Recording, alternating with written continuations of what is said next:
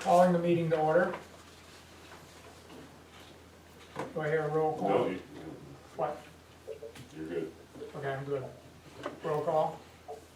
Mr. Bell, Yes, here. Mr. Haw, Yes. Mr. Peterson, Here. Mr. Dents, Here. Mr. Bergstrom, Here. Mr. Gentili, Here. Ms. Goodman. Only in spirit. Okay.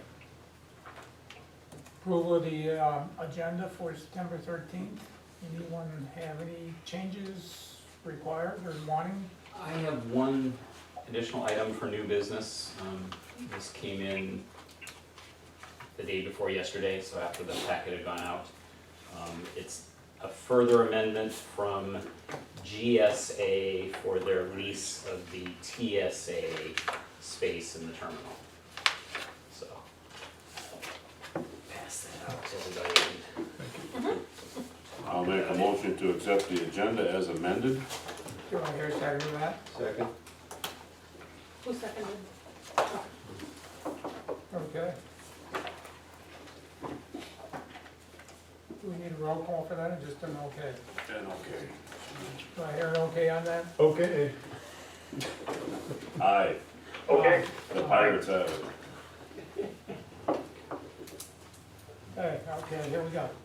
Public comment? I don't see anybody here. See public. If I Oh, wanna, you are public. if I wanna ask a question or talk during the meeting, do I gotta do that now, or? Well, if you want to make a comment, I would say now, but otherwise, I think we can let him. I would Say say it. generally, we Generally, wouldn't let yeah. Pretty anyone loose. pipe in. Right, great. There we go. Okay, I hope everybody's had a chance. Do you take these, Barry? Yes. Okay, do you send them to the paper then or something, or? They're on the PEG website as well as YouTube. Okay. The press never comes anymore, it seems like. They've stopped coming, yes. So you've been on TV for a long time now, you didn't know it. Yeah, no kidding, really. I didn't know it until my neighbor told me about it. I'm gonna start shaving it every time, that's for So sure. that's good, that's good. And that's my legs, as I know, sinking, so. I'm sorry, go ahead. Okay, you did enough of that. Okay, the minutes, I presume everybody has had a chance to, has gotten a copy and has a chance to review them. Any changes or additions? Do I hear a motion to approve the minutes Motion for to approve August the minutes. 19th? Do I hear a second on that? Second. Okay, roll call, or, yea or nay? Yay. Those in favor, eh? Yep, those in favor. Yes. Okay. Motion passed. Okay, moving on to treasury report. August 2019 accounts payable. I presume everybody's got a copy of that. If not, do we have some handouts? Everybody got a copy? You go. There you go. I got one. Jeff, Yes, Andrew, you need a copy? Hey, go ahead. I'm good. I'm good. Okay.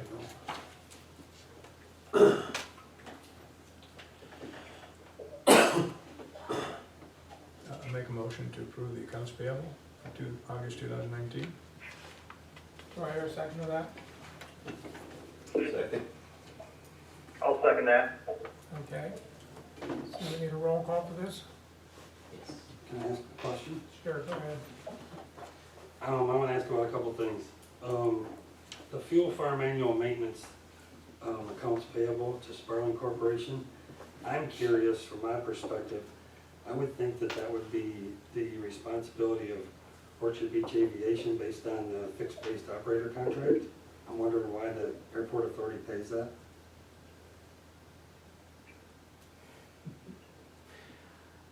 It's always paid it. It's interesting, that's one of the few bills that actually doesn't even come to the airport, it goes directly to the county.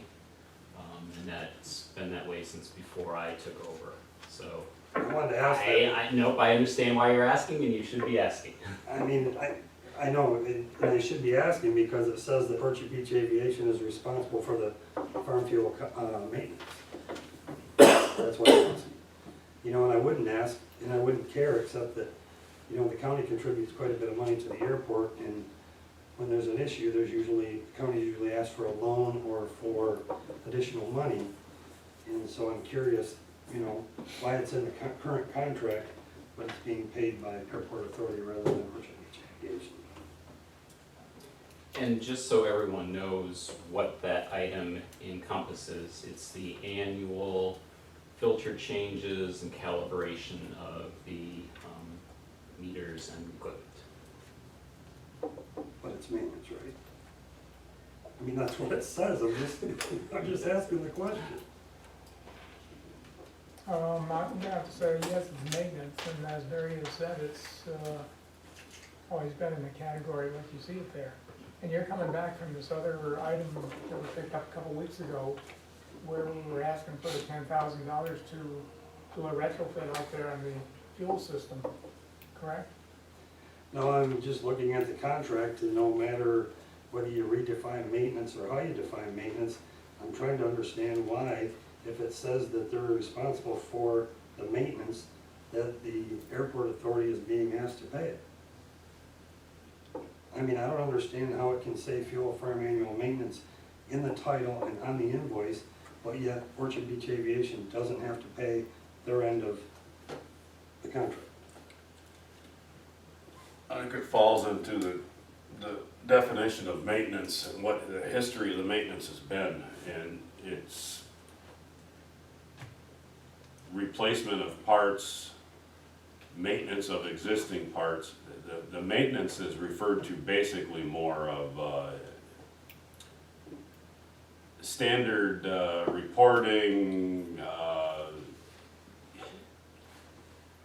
extraordinarily basic maintenance, I guess is how, you know, David's got a valid You guys- critique, there's no Yeah. question, but we're going with historical norms as opposed to, Yeah, but Dave is really bringing up a good point. We should be following the contract, so if this contract is not how we want it, then we should modify the Which- contract. Or it should have been before it was signed 4 months Yes, ago. I didn't even know that, I didn't know that. I mean, I don't know how you can take a heading of annual maintenance and turn around and say that Orchard Beach Aviation wouldn't be responsible for that. Yeah. It says right in there that they are. Yeah, I didn't even know And that. again, I wouldn't care, except that, So, when the county puts out the money that they put out for the airport, and then comes back asking for loans or additional money, I mean, I look at that and think, I'm responsible for the county's funds. yeah, So- so we are too, as county commissioners, we are too. So I can't even possibly imagine how they would not be responsible for that. Well, I think what we need to do then is, we need to review, and maybe modify this contract, and bring the two key parties in here, which is the county and this provider. The thing of it is, And though, if I could speak to this, I have been in touch with George Sather. We discussed this at last month's board meeting. But with the overwhelming issues concerning the repaving of the runways and the back and forth between our engineers and George and Barry and myself and Reeve Riley, it kind of got pushed to the back burner. So I'm sorry I'm not there to talk in person. But Dave, the intent of the contract, if it is worded improperly, has never been that Orchard Beach either owns the equipment or is responsible for the high-level repair and maintenance if there are breakdowns to this degree. The wording in the contract is historical. The intent is that Orchard Beach Aviation would maintain the daily operations.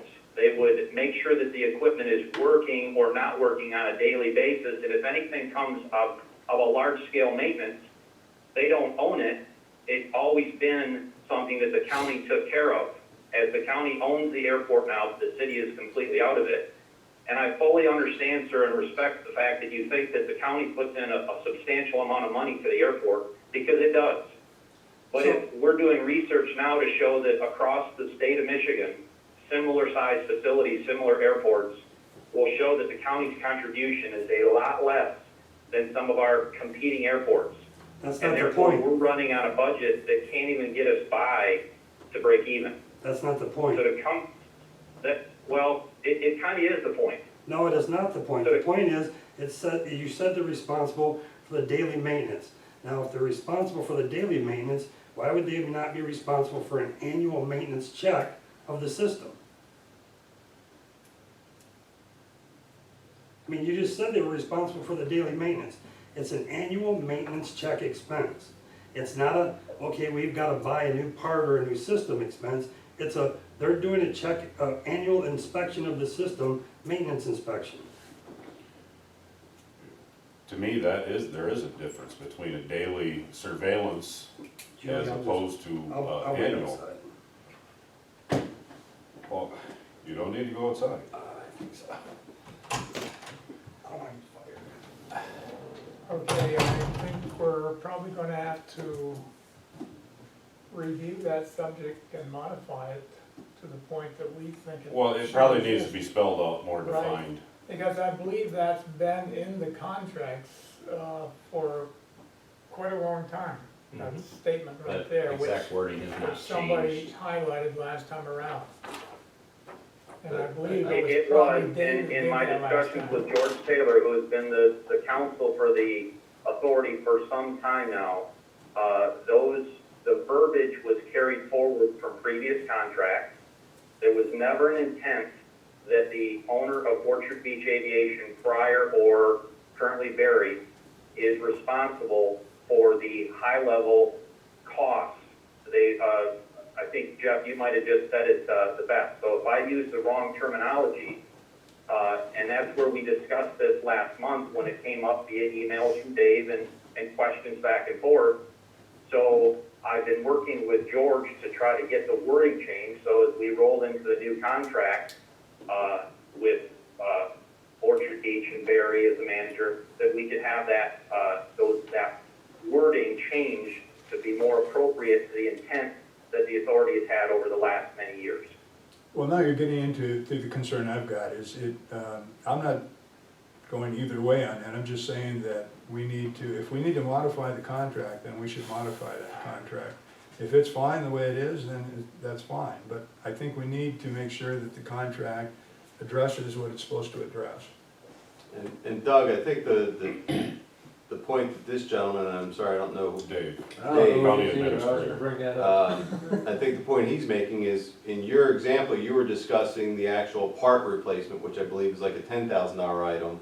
And what he's pointing out to the board is that this annual maintenance, Lubrication and. filter changes and things like that, by definition, is maintenance. And the current contract says maintenance, so therefore it shouldn't be the board authorities. So your example, you're talking about the $10,000 plus, it's two different issues, and that's what he was trying to point out, is that He he's views just it as all the referring. same. You're right. I He think- views it as all the same. Okay, well, that's not what I was getting at. Oh, yeah. No, he was talking about everything was under maintenance, and so it Yeah. should be. But I coming think back he's to- also pointing out that there might be different degrees. Right, And which we're trying to. this find out. one is, And as the example I used, if you are to maintain this office here or this room, washing the glass on the window is maintenance. If the window gets broke, well, that's maintenance too, but that's a It's a different. repair. Different That's- level. Exactly. So- And I think that's where we're getting in the weeds on some of this, and See, Dave is, I would be with them on, if this is just annual maintenance and it's filters, and it's things like that, that's just like any of us do at our homes for our HVAC. But if it's a major part that adds to the useful life of the equipment, then that's to the owner of the equipment's benefit. Because you're now adding to the useful life. well, and the flip side of this whole thing, as Doug alluded to, yeah, we do put a substantial amount of money from the county into this organization, but as airports go, of like-sized, doing what we're doing, we are substantially underfunding the operation of the airport. I would tend to agree, I've seen So- that too. So who is the gentleman? That's This the is our administrator for the county. County County administrator. administrator, the new one. Is there a underlying, is there a background to this one? Because he seemed to heat up pretty quick to me. That's just Dave. Okay, so I don't know. Well, I think it comes back too, that we did request like the $10,000 to change out some equipment out there that's obsolete. And we went back to the county to pay that tab, because it wasn't in our budget. We gave a path forward on how to do that. So he's been scrutinizing the contracts. Is it too late to go to the revenue sharing board? That's, yeah, and the issue on that becomes is that primarily the only thing we make grants on is, as a rule, is public safety other than bill payment. And this would not fall under public safety. I would tend to agree on that too. It's a different category. Unless for some reason it prevents the system from blowing up unexpectedly, Yeah. right? So we were at the point of, So what I'm gonna say now is, Accounts as Orchard Beach, I'd be more than willing to accept responsibility for that payment this year. Anticipating in the new contract that we will clarify the situation. Doug, did you hear that? I heard that, I still have an issue with that. I mean, Well, 6 months ago, if the intent of the authority, if you recall, 6 months ago, we brought Barry forward. We owed him for 3 years of adjustments in his contract. We brought it to current with the full intent that this year we would make a proper adjustment upward, because he's still behind in where he should be in the 3 contracts. But last month, as we sat around the room, he said he would forego any increase in payments in any of those contracts to him personally or his business, because he knew the airport was in a bad financial position. So 30 days ago, he's saying he doesn't want any increase, and he's willing to take that hit, and now 30 days now, he's willing to take a $2,800 hit? I don't think that's appropriate. Well, what I'm getting to, Doug, is we've got to get together with a committee meeting in here and get this paragraph 7 straightened out with George and so on, so that we don't run into this down the road. Well, and I fully agree with that. But Doug, That's Doug, would it be cleaner though? A lot of times we sit around in this room and we agree on things right down the board. I will be one that will disagree. If that's the direction that the authority wants to go and accept Barry's offer and proposal, I'll live with whatever decision. I'll be voting no on that. Okay, but would it be cleaner though if we just honor the agreement with Barry and pay him what he's due, and then if he's willing to honor what the actual contract says this time until it's cleaned up, and then the net result is he probably still comes out ahead? I would be okay with that, as long as as we do his contracts coming forward, we make proper adjustments. Because my only concern right now is I can see this gentleman's point that contractually we have a problem as a board. So if your issue is that as a board we agreed to try and make Barry whole and he's willing to forego that rather than foregoing that, if that's what we've already agreed to, we honor that and then we go with what the contract says currently and then we work on fixing it. Makes sense. the challenges with that is our budget struggled to balance this year. So I'm not sure it's feasibly possible for that to happen this year. Having said all of that, looking long-term, and I think we need to be looking long-term, we are going to need the support of the county going forward, more so than we have over the last 10 years, where we've basically been a line item that didn't change for 10 years. I think it is appropriate to try to mend fences with a gesture like this, which is why I'm making it, because I think there are difficult decisions yet to come. I just think we need to define basic maintenance. To me, this does not fall under basic maintenance. And that's why I can live with it. As far as whole or non-whole, not whole, that's a whole nother issue in and of itself. You know, I'm not going to apologize for David's, he tends to get a little wound up quickly, and he's been stewing on this for quite some time. And he's trying to do what he believes in is right, you know, needs to get the emotions out of it and move forward. Well, he's right to be concerned. Well, there's no question, Right. It's but his once, responsibility, Yes. but the board, this board and our board, county you board, know, make a decision on what happens yeah, there. So it's just well, a matter of working through he this. cannot square the concept, period. So, but if, and I appreciate what you're saying, Barry, as far as where the budget's at, but if it's a matter if we believe the budget's going to eventually come back around, whether that's next year or not, could it just be carried as an accounts payable due to you? That gets sloppy, I think. So,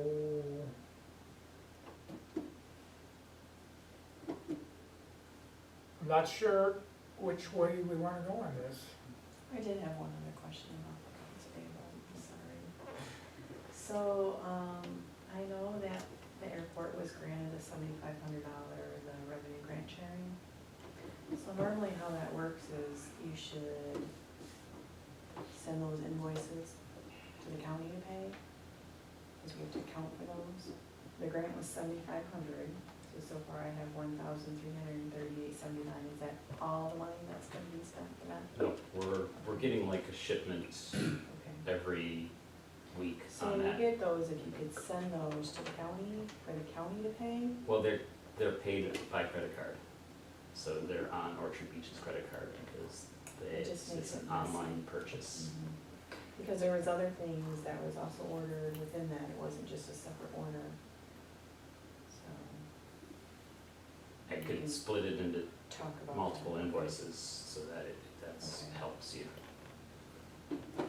But yeah, it's billed a credit card, and we don't have, the airport authority does not have a credit card to pay items like this, so the practice has been Orchard Beach pays them and then gets reimbursed. All right, what's our So, path forward here? Well, let's go forward, shall we There's a motion on the table to approve the approve the accounts accounts payable. payable as is, which means that the county is gonna go ahead and pay for this one that they've had a question on, is that correct?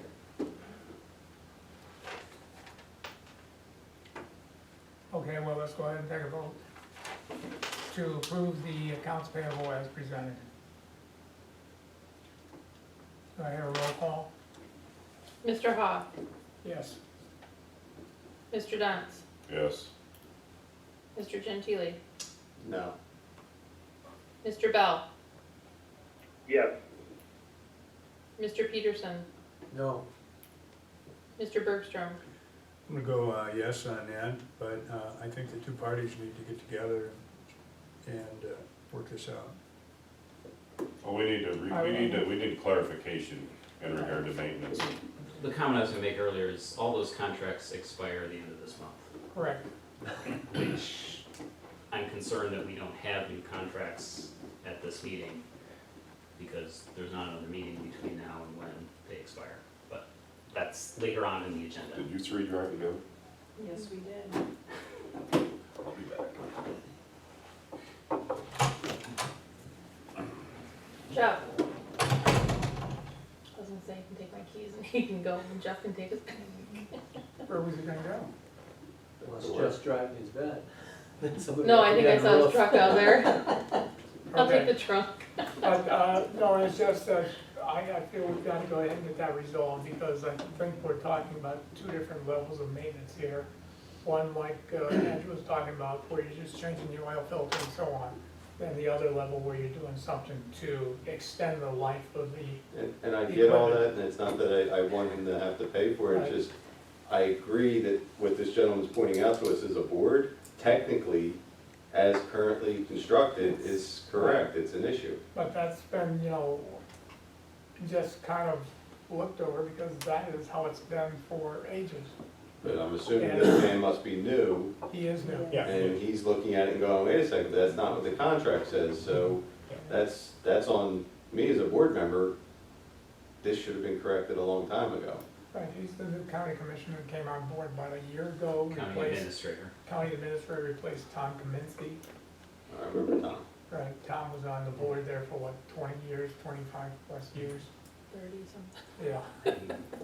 So anyway, he's looking at a few of these things, and it's probably good that somebody does look at them eventually. No, I'm glad he did look at it. But again, I think it just has to be resolved. So anyway, moving on. Any other comments on that particular subject? Okay, moving on to financial statements, August financial revenue and expenses.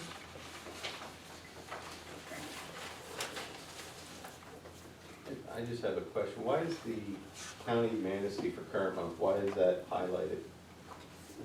Is there something we're supposed to know about that, or it's shaded? It was probably a yellow that came across and shaded like that. Okay, I just didn't know if there was Oh, it's some point that we needed to be made aware of, So or? was that your highlight? Yeah, it's just, it was just to make sure I put it in there. Oh, okay, so that was just something that, She's just adding color. right. I think we had enough of that already this morning.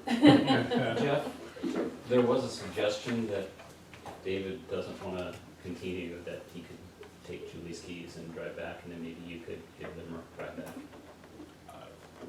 Not a problem. I didn't see him, he must be outside. Okay.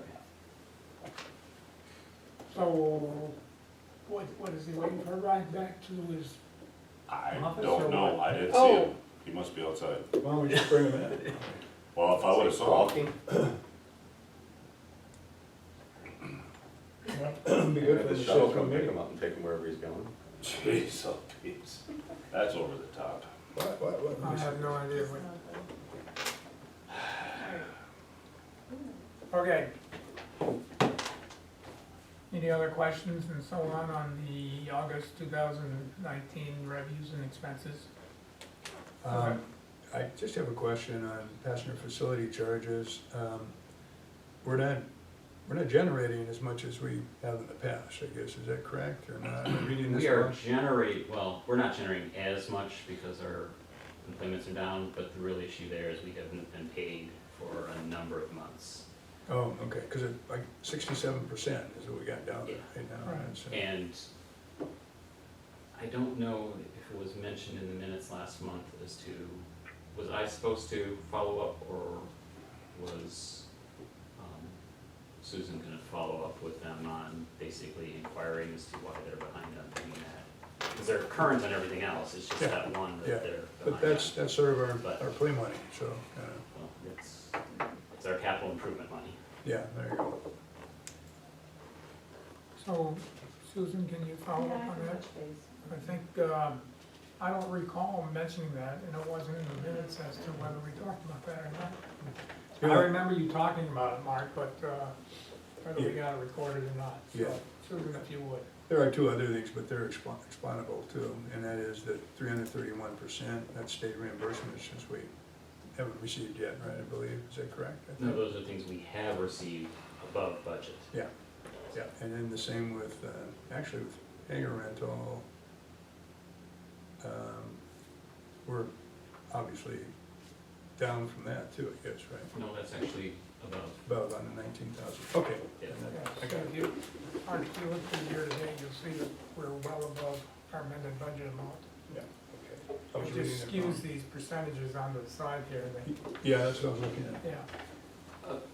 Comment that I had that I noticed when I was reviewing these last night is traditionally when we've received reimbursements for things that we paid for out of our PFC/capital improvement account, that those reimbursed dollars have gone back into the capital improvement account. That didn't happen this year with the, when we got the reimbursement check for the land acquisition and the engineering and legal, actually, legal fees are still to be billed, but the engineering fees, that piece did not go back into there. Board's decision as to how to handle that, but that's why our PFC account balance is so low right now, is that traditionally would have been replenished with those dollars coming in. But because our general fund is significantly, or would then be significantly underwater, it also makes sense to leave those funds where they currently are sitting.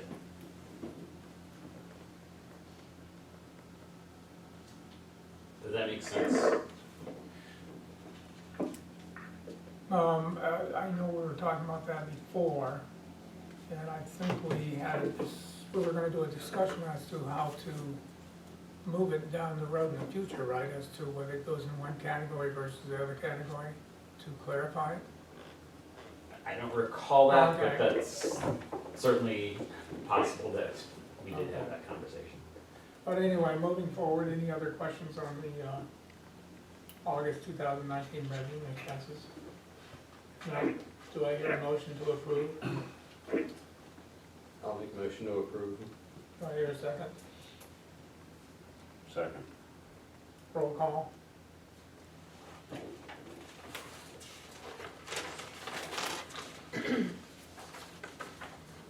Mr. Bergstrom, Yes. Mr. Hawk, Yes. Mr. Peterson, Yes. Mr. Bell, Yes. Mr. Gentili, Yes. and Mr. Dance. Yes. Okay.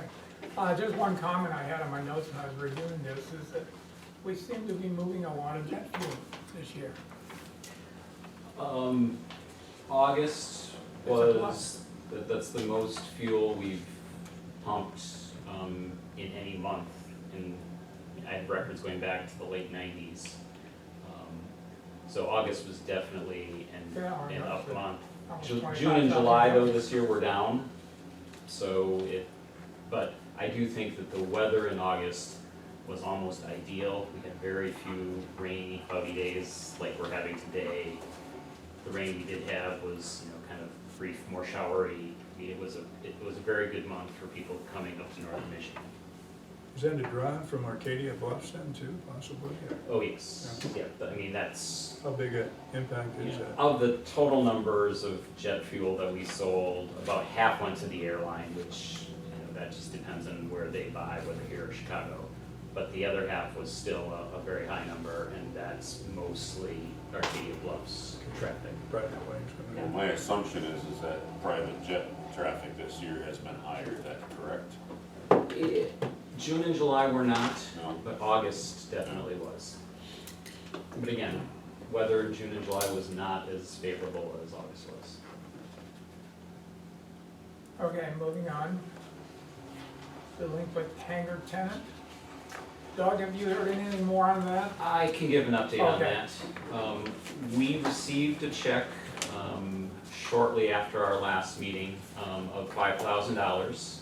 Excellent.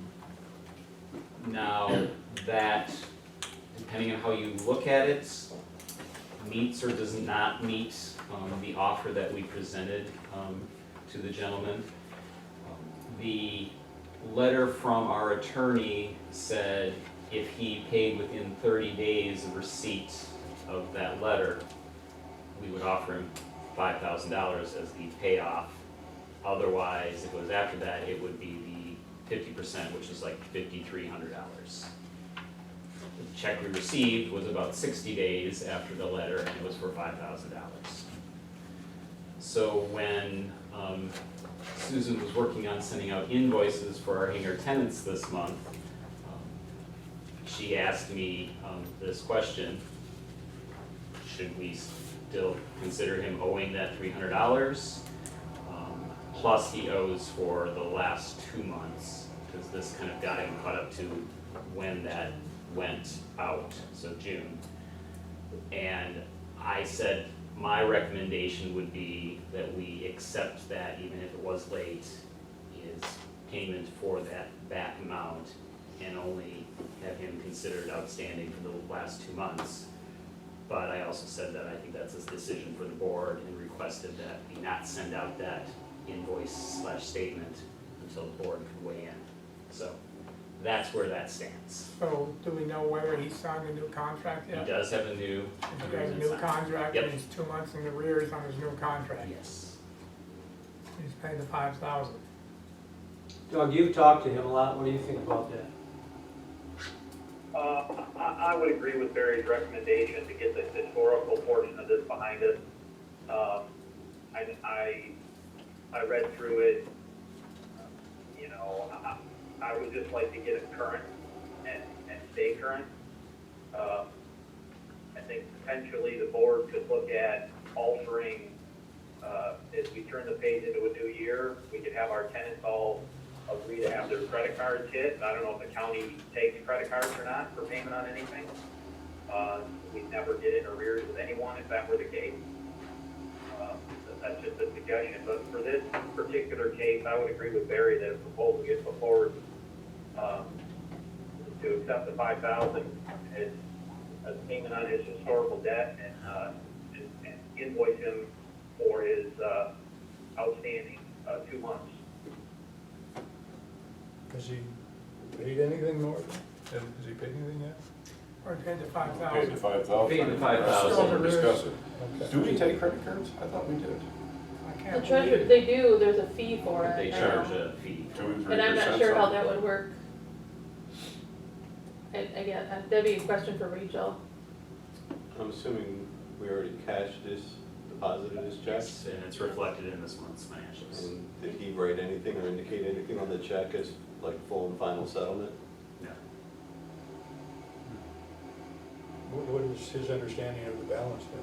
Is he gonna pay? That's the He- question. We haven't. We haven't sent anything to him since we received that payment. Okay, all right. And I need a copy of that lease that you signed. So are we gonna talk about that a little bit today or not? That- That's This what would we're be the talking about time. right now. Okay, Yeah. well then, are we looking at maybe 500 a month?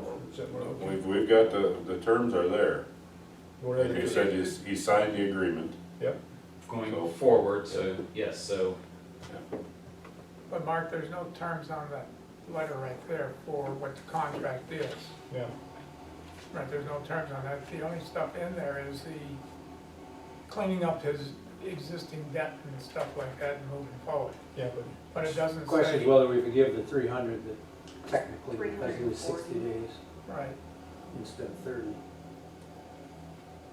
I don't know. $5 grand, a lot more that. than we got out of them well, before. I'm gonna say that, do we wanna do a yes or no on this as to? What's the recommendation? My recommendation is that we make a motion to go ahead and accept as Barry proposed. Clean it up and go forward. We spent enough time on this. We've been spending All right. like a year on What are the specific terms again, please? it. The terms is that he The- paid $5,000. He's a little short on the $200 that he still owes, $340. $340. Okay, So we forgive that. He's got a new contract signed, which we wanted because the old contract was with his father okay, versus him. He has now signed it and he's got his plane out there. He's a paying customer now, and as long as he keeps his bills current, we'll be happy with that. okay. So we're gonna forgive him $340 That sounds fine by and go me. forward. Yeah, I like that. I'm glad Dave's not sitting here, I'll always do this. I know it. Do I hear a yes on that? Well, you got Yeah. a motion Oh, and make a there's a motion. second. Better Where's do this? it. Yeah, that's I fine. make a Money's motion, we involved. accept the $5,000 as cleaning up his existing Full. debt, Full and clean. full and clean as, to June. for his existing Through Was it debt to June or through June? Through June. Through June. through June, and proceed forward under his new contract. And then that way I can go ahead and bill Yeah. him for the July, August, and September. He's not received a bill. Do I hear a second on that? I'll support that. Okay. Do we need a vote on that?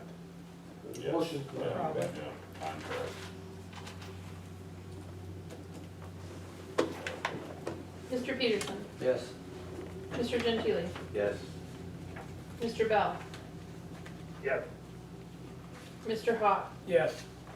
Mr. Bergstrom, Yes. Mr. Dunn. Yes. Okay, moving forward. Doug, did we have, I don't believe we had an executive committee meeting this month. We did not, either the executive or the capital, I said we'd get those done. I did, as I mentioned earlier, I did reach out and try to move the needle with George. I don't know how much time, it appears like he's got only so much time to dedicate to the airport with his other cases and such, and I know that the airport pavement issue has been much discussed in the hot button, so I half understand. My apologies, Barry. I will make sure that that stays hot and we get this language resolved, get the committee together so that we can get get something in front of the board for approval at the next meeting. On the subject of the capital projects committee, again, we did not meet. I will reach out likely yet today to check everybody's schedule and see if we can coordinate the next 2 weeks of meetings so that we can help our proposals with the hangar that we have in front of us.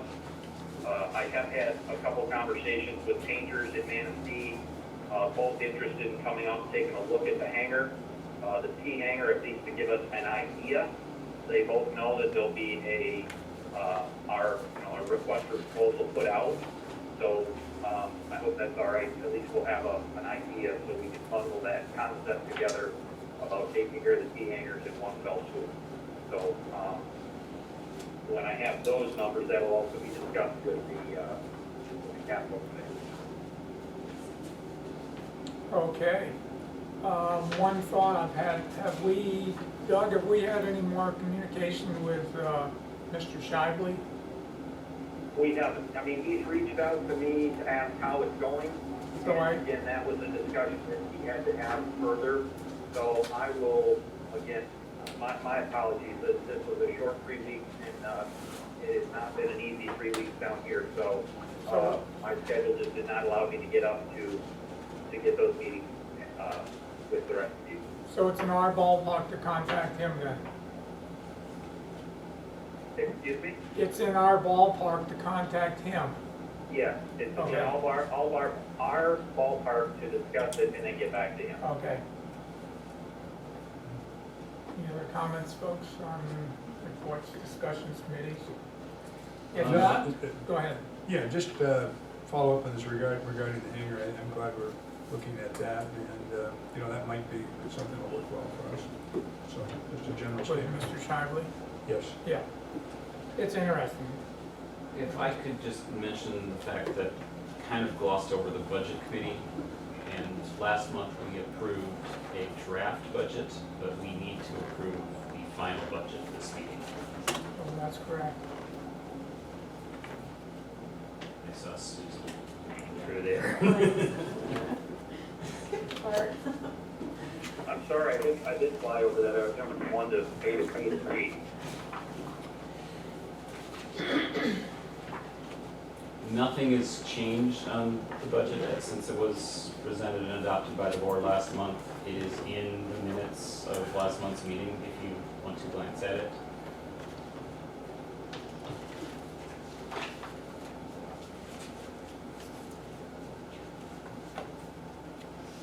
The question, if I can go back to our accounts payable, Andrew, you had brought up, per the contract, if Barry takes care of that bill, then we make it right with him in his future contracts, but I think the budget is good. So it would be difficult to do that unless we're gonna, I know a budget is a roadmap that has changes in it, but can I go back and ask it? I'm on the phone, I don't know how that vote came out. Did that vote pass to approve all accounts payable, or was it, It did. Yes, it did. okay. Yes, it did at this point. And when you were talking about the budget, it seems you went into a dead zone. You kind of cut out there. Oh, okay, my apologies. My concern was that if we put forward a draft budget that shows no increases for any of the contracts related to Orchard Beach or Berry or Part 135, so it would be difficult to make, if Barry was responsible for that bill, to go forward and make it right in the contractual side of it. The budget isn't built for that. Correct. And that's not really what I was proposing, so I apologize if I wasn't clear. What I was saying was, my understanding of the situation is the board agreed to bring Barry's contracts and other existing agreements up to where they should have been, because the board previously for a number of years had been delinquent in updating them. And now he's coming forward and saying because the airport is short of budget, he's agreeing to forego that. So we already have an agreement to increase. It's not to forego that, because That was essentially as of the beginning of this fiscal year. And those, even though we didn't So we- get yeah, around so to Andrew, doing those we until increased May, very they were effective as of October 1st. Basically, what I'm saying is, now for the, Any increases, so we brought him current, and in that process, fully intended to build some, percentages appropriately in to see an increase and not get way behind again.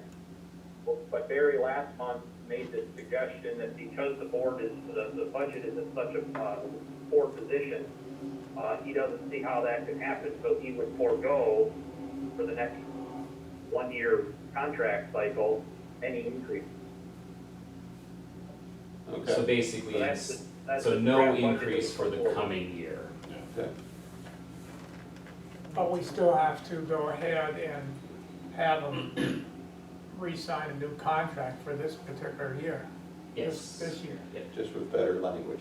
Yes, for this particular item here, there was quite a bit in the other 3 parts of the contracts he signed that we did clean up last time. But this particular item, this paragraph 7. It's never been an issue. Right, it's never been. Doesn't mean that it can't be, doesn't mean that it shouldn't be, it's never been an issue. Correct. So, let's take a look at it. So anyway, I forgot where we were at. It would be appropriate to have a motion To to, accept the budget as presented, or a motion. Did you make a motion, Doug? I would make a motion to accept the budget, the draft budget as Okay. presented, as our budget for the next fiscal year.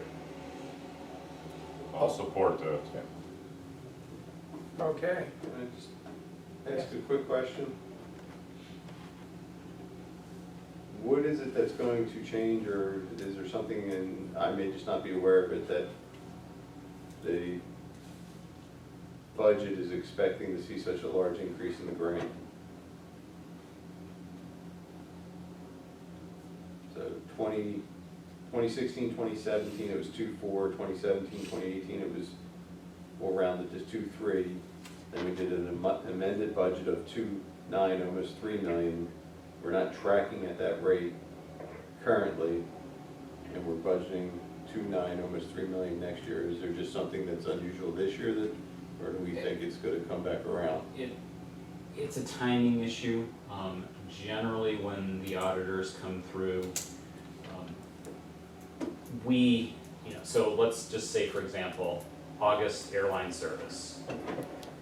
We get kind of the information from the airline about a week after the close of the month. I then submit that to DOT for reimbursement under our grant. And then when we get those funds, we disperse them to the airline. That process takes about a month after the end of a particular month. The auditors will take September, even though it'll get probably paid out toward the end of August or October, and put that back into this fiscal year. So we're kind of like a month behind on that. But And, even the year that's closed out, 2017, 2018, is only 2.3. right, so the history there is the previous grant agreement with DOT for our annual service was about 2.3 million. The new grant agreement that took effect August 1st, 18, so just over a year ago, was basically close to 3 million. So that's where that bump came. Generally, that account is a pass-through account, so we just basically, whatever we get from DOT for reimbursement under that grant goes 100% to the airline. So if you flip that page, it's under the actual public charters. You have to, you see it's the same dollar. So basically it's a wash. So if it comes in short or over, it's not gonna affect anything. Currently, grant is in August through July, and that doesn't map well with our fiscal year. So we budget basically the annual amount, but since it doesn't go out equally in monthly installments, the actual for a given year can vary from that a little bit. Thank you. Okay. I believe we had a motion, I believe we had a second to approve the budget. Let me double check the figures, and it's $3,488,154, is that correct? 3,467,125. Maybe I got a little bit wrong I don't here. know. Oh, wait a minute, yeah, They're okay. kinda hard to read. Yeah, you're right, 3 million, mine's like, 472,125. yeah, I think so, right here. Yeah, 3,467,125. Right. You get that, Julie? Requested amount or recommended amount. So as I said, I heard a motion and a second. I need a roll call. Mr. Bergstrom, Yes. Mr. Gentili, Yes. Mr. Bell, Yes. Mr. Peterson, Yes. Mr. Ha, Yes. Mr. Dent. Yes. Who did make the motion again? Who made the motion? Mr. Bell, Oh, Bill. and Mr. Dent. Done. Yeah, the only thing I've got to reply, one more comment on that, somehow did we get a better copy of what we got here or something, so our own files? Whoever did, we did this a couple years ago, it comes off pretty nice. Well, that's how the county prints it, that's just, Right, I don't know yeah, what it well, is. That's, it's very, very lightly then I colored. guess we're gonna have to talk to Dave about that, right? Another day. Poking that bear, huh? Yeah. Yeah, I'm not sure how that works, because, I've got nice, bright, easy reading pages, and then I'll get to, that's not bad, and this is getting lighter, and Maybe your glasses are changing in between here. I don't think that's it. Okay. I really don't. Okay, we're up for, Barry, Okay, Airport Director report. so no airport accidents or incidents for the month. Do you have a printout here? Oh, sorry, yes, I do have this for a bit. It's just a whole lot easier than watching your screen up there. Yep.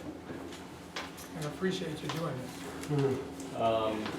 An update on pigeon removal, as you recall, we've had that as an issue for a number of years now. And finally this spring, with the guidance of USDA Wildlife Services and their recommendation of a particular type of trap, we've now caught a total of 28 pigeons, and it's made a world of difference. What do they do with those 28 pigeons? I won't comment. They got a larger version that works on deer? The annual Fall Airports Conference was actually this week, it actually ends today.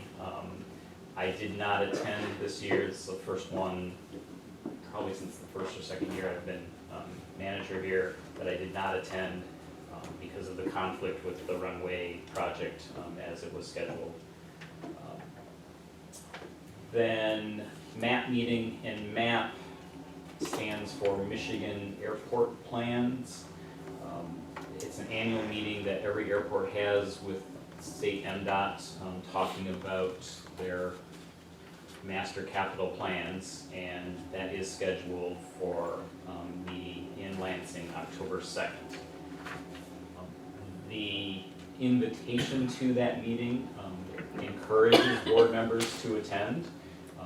If anyone would want to, coordinate with me and we can spend some fun time with MDOT. The airfares for, kind of currently where we are pretty much status quo with where we've been this summer. We are still significantly more expensive than other area airports, including Traverse City. The fares out of Traverse City are still, I would say, at historical lows.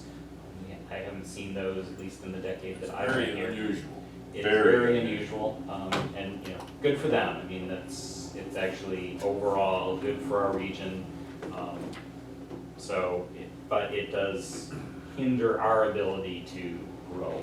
Aren't we competitive? It looks like it, $149 out of Chicago, For, to Chicago. for that one, yes, but anything else, our average is about $60 more than the average out of, which is, you know, north of 15% more than Traverse City. And also this month, Muskegon, it was very competitive. Mhm. They were 2 months ago, last month not so much. United out of there is, it's interesting because there are many that say, why ever use Muskegon when Grand Rapids is not that far away? But United is pricing, you know, relatively good, fairly consistently now out of Muskegon. And that might be something we think about as we get into next year's reselection process for our area. How many passengers are we averaging on a flight to Chicago and back, of the seats that are available? I don't, off the top of my head, I don't have that number. Well, that's an easy one. All I gotta do is look at the totals. Right. I've got a spreadsheet that has it, I just don't know what it is off the top of my head. But I think, Okay. if you want me to look it up, I No, that's all can right. do that. No, it's here, I've got it, I just didn't Okay, have well, that this page. doesn't show the percentage of seats filled. Yeah. But in July and August, which are our busiest months, you know, we have been historically between 60 and 70% full. I don't recall where we came out this August. So moving on then to, were there any comments on the airfares? I accidentally moved my screen forward. So as far as employments go, August was interesting. I don't have a better word for it at this point. June and July, we were down 24%. And you know, we've been internally attributing that to Traverse City fares. Those fares, as we see, haven't really budged, but August we were only down by 8%, which is a significant improvement versus June and July. We're struggling on the marketing side trying to figure out why. Why did that happen? I spent some time this month digging into, every month we do a survey of our passengers from the previous month. So I've been looking at survey results just to see if there's any indication.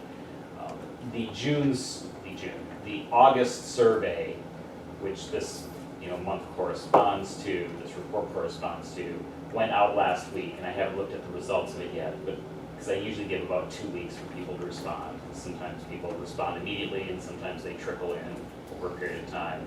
But I'm just curious if there's any hint from our survey results, if we can see why August was not as dramatic of a downturn as July or June were, when they're all kind of our summer. So it's just something we'll be looking at, and I'll probably bring that back next month to the board. There's some other interesting statistics that I gathered in just looking at the survey results for June and July that I think the board will find interesting. But I'll wait until I have all of that for your perusal. I think cost is important. I think schedule is more important. But again, July and August were Same. the same. It's a 16% swing is significant with really no reason that I can put my finger on yet. Has the process for booking out of here gotten Nothing's changed. simpler? Nothing's changed. On the performance side of the airline, actually in the 11 years that I've been tracking the statistic, this is the best on-time performance we've ever had in August. There were 3 delayed flights. One of those was missed the mark, because 15 minutes is technically what counts as a delay, and it was 16 minutes late. So overall, very good. And I don't know the cause of that 16-minute one. The other two were weather related. So generally thunderstorms going through either here or Chicago. So, really very good performance on the airline side. Okay, an update on where we stand with the fuel system monitor. So as I reported last month, just before that meeting, as part of Sparling, who did the filter change and the maintenance of the system, since they were here, they helped me and they reprogrammed the system. And a week later, when it went out again over the phone, they taught me now how to reprogram it. We're still seeing that about every 10 days, it seems to just decide to die, and I spend an hour then reprogramming it, and we're good to go for another 10 days. So that's where that stands, and that's kind of that. Is it, like almost no longer functional equipment? Is it just kind of like, should this be replaced? It is there are no longer parts made for it, so it is in that sense obsolete. There are firms that refurbish them, so there is the possibility of getting a refurbished unit or refurbished parts for this unit. What's the cost for a fuel system monitor unit new? That's the $10,000 that That's we what- talked about a few months ago. Okay, and did we didn't get the 10 grand, or we did? No. So this is what Dave was coming back with. as to This is why. what first had Dave start looking at the contracts and understand how this should be a county issue or not a county issue. So we're waiting for you guys to override. No, we gave a path forward. Okay. So if you get a path forward, what's? The path forward was a review of the contract, Okay, and it was to make sure that there was a certain cost from the sales of the fuel to be line item allocated, so Okay. this problem doesn't rise again in the future. The problem of it has been that we have not met the obligations as well as we should as the funding agency for our airport. And that money has gone into the general fund as opposed to line item. So what our board, the county board decided was review the contract, the airport authority, review the contract, develop a line item for that sale. So there's money that's going to be sitting there as opposed to, you can always say we need to maintain a minimum, say $15,000 in that account. Once it reaches that, and then you can say, okay, at that point in time, we can rob Peter to pay Paul. if you create want. kind of like a Yes. slush fund or a Yes, fund yes. for this. So as this arises again, it doesn't become a issue. Just to refresh my mind on this, was that the loan that we set up? That was the terms to acquire the loan to be paid back over a couple of years. Yeah. Okay. The second part here is, now that the system is generally functioning, except when it goes out every 10 days or so, there is a noticeable issue with the probe from that system in the Jet A tank. It's not functioning well. It's basically the temperature part of the probe.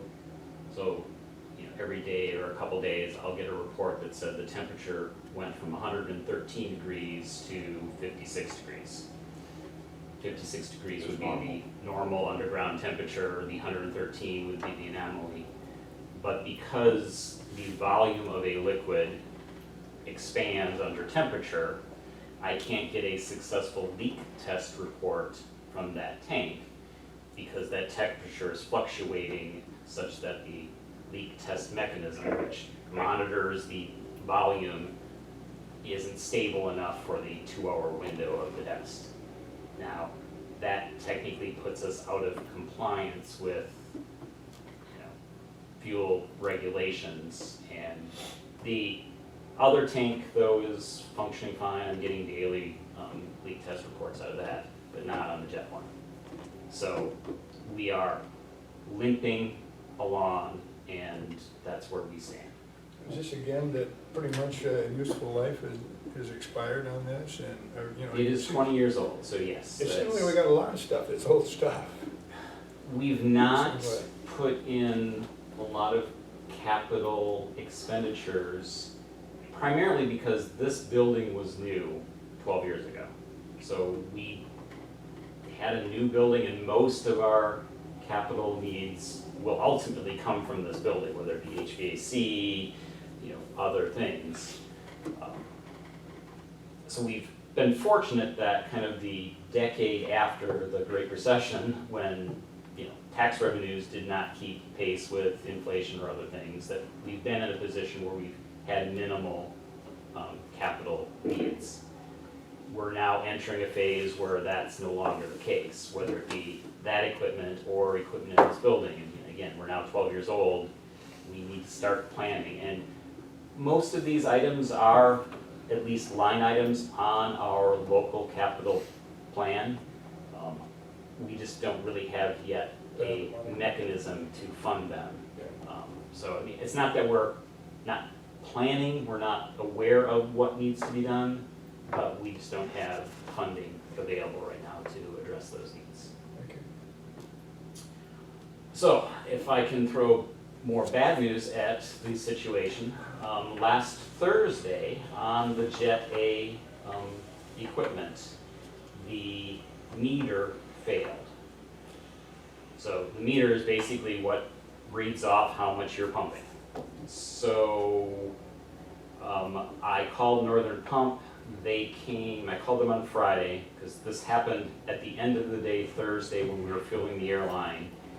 And at that time, we actually thought it was an issue with the aircraft, not our equipment, because the equipment said we had unloaded like 400 gallons, and the airline said it was more like 480. So we thought, oh, the airline is, you know, not correct on that. The next morning, the next fueling we went to, it was determined, no, it's actually not reading anything at all when we're pumping. So I called Northern Pump on Friday. They actually came down first thing Saturday morning, which I was very thankful for, that they came in. And they replaced it with a loaner unit. So we are now accurately recording fuel sales. But basically, things that were fueled on Friday, we were basically guessing how much. We were basically asking the aircraft, you know, how much fuel did we give you? And then billing them for that. For most modern planes, their fuel systems are sophisticated enough that they're probably or close to being as accurate as, you know, a meter would be. But you know, that's where we stood, and I wouldn't have wanted to operate in that manner for an extended period of time. So I said we're now operating with a loaner unit. A replacement of that part is on order. It's a 4 to 6 week lead time item, and it's about a $3,000 cost. So to add salt to the wound, What that's would where a we stand. home system cost? What was that, about 10 grand or what? This is independent of the other item. The other item is just the monitor, which basically remotely does things like leak testing, daily reports on fuel volume. Okay. This is actually the part of the pump Pump, itself that's basically metering the flow of fuel out. So what's a new one like that from? Probably $50,000 $50,000 now. for a whole, you know, pumps and all that equipment. Yeah, I believe what he's talking about is similar to what you see at the gas station, same kind of meter technology. Yeah. Except ours is probably 30 to 40 years old. Right, Not quite the same technology. right. No, the thing of it is when you put aeronautical on it, price goes up significantly, I'm sure. For the casino. Yeah. I wonder, could you convert one of the rooms here maybe? Any questions on this? Well, Just we kind don't of want want to be bearer more bad Well, news, well, but I guess my biggest concern is the authority going to move forward with the $10,000 offer from the county board or not? And if we need to up that, I'm sure if we've got to go back for Tuesday and change the 10 to a 13, we can do that as well. well, one thing I'll mention is that as of October 1st, with the new budget year, we now have Money set per budgeted, you know, for. roll the dice. For maintenance and is the line item called maintenance? I can't think of what it's called, but But it's only budgeted for 25. because 25,000, This so year this was is half of it, significantly and- above that. yes, if our run of bad luck continues, but, you know, Deal with it as it arises. so there are, Yeah. because it's a new fiscal year, there are Yep. different options available than having done it this Well, fiscal you gotta work with priorities as they come up. So what you're saying is, all the stuff you said, Jeff, is no longer needed because, No, it is, it is. The needed. 10,000 You need to have a still capital is there. reserve, you need to have some sort Okay, of funding okay. mechanism to fund, because this is just gonna continue to happen. well, that's what I was trying to understand, and I Well, agree with you. if we're gonna review the contract next month, let's do that, and then the authority can act in regard to, if it so does inclined of what the county is offering for the 10,000. Maybe your 3,000 item can be taken care of because it's gonna be a new budget cycle here as of October 1. And they're okay leaving the loaner there until then? Yeah, because again, it's a 6-week lead time for getting replacement, so. Typically, you'd set up a capital improvements plan, but we really don't have any money to pay that off, really. And so, I don't know, I guess just emergency situations is what we're gonna be on for a while. I mean, yes, that is where we are, that is not where we should be. Yeah. But, Yeah, yeah. And I don't think the county's gonna be able to provide much more, what do you think, Jeff? No, we've got our budget set. I mean, Yes, we do. we'll deal with the issues as they arise. okay, land acquisition, so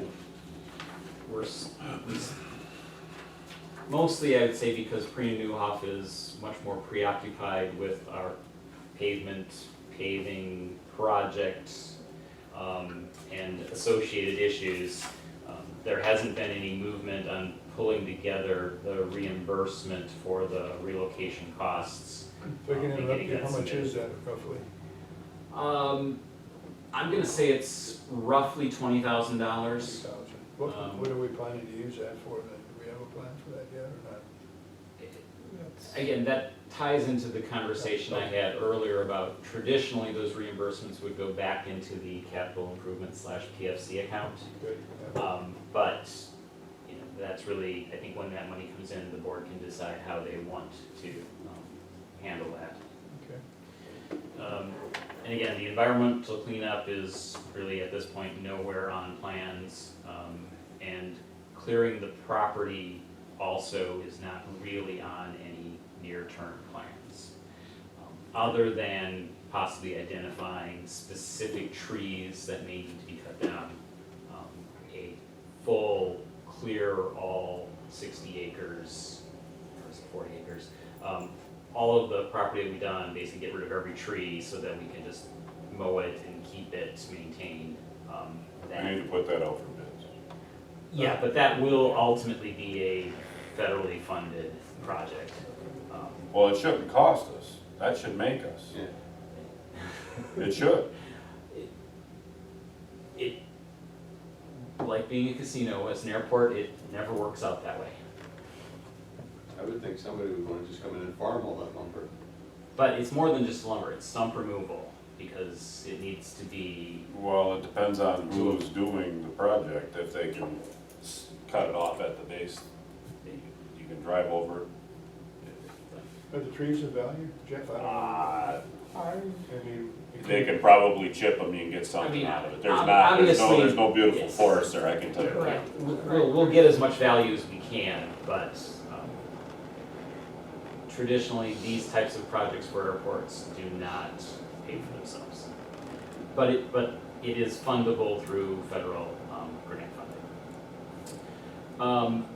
Now that we fully own and control this, we're starting to tighten up access to the property. So we've installed some temporary signs, we've got a wire across the entrance, which people seem to take down and ignore. We're learning the property boundaries because there's been discussion with the next property down, Toski's, about he's thinking some of his land, we're thinking, so we've basically found the survey markers, and he's probably right as to what his thoughts were. So we're kind of learning our property and just anticipating some of the challenges we'll have. For example, Mr. Adamczyk's son has requested being able to access it so he can hunt for deer season. We told him no. So it wouldn't surprise me if maybe people will try to do things anyway. So we'll have it fully posted by the time November 15th comes around. I'm just trying to keep people off of our property. And some of you may know, others may not, there's actually DNR accesses now on essentially both sides of that parcel. One between our former boundary and the Adamczyk property, and there's one kind of the next, down, back through. And people don't really care to understand where DNR land starts and where private property ends, so it's always been a challenge when it comes deer hunting season. The reality is, in that area, the DNR property is essentially marsh, and you've got to walk a long ways, with waders to get out to DNR land, especially on a year like this with high water levels. It's not really practical, so that tends to drive people more to hunting what they can, and therefore end up being on private property. So we'll be dealing with all those issues come this fall. Did we update the insurance binder to include all that parcel on the general liability and everything? No. Thank you.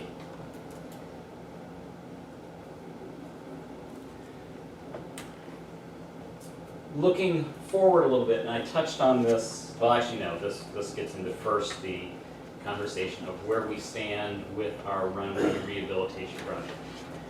As of last month, I had mentioned to the board that there was some likelihood, because of the work labor dispute with our contractor, Reith Riley, that was not going to happen on time.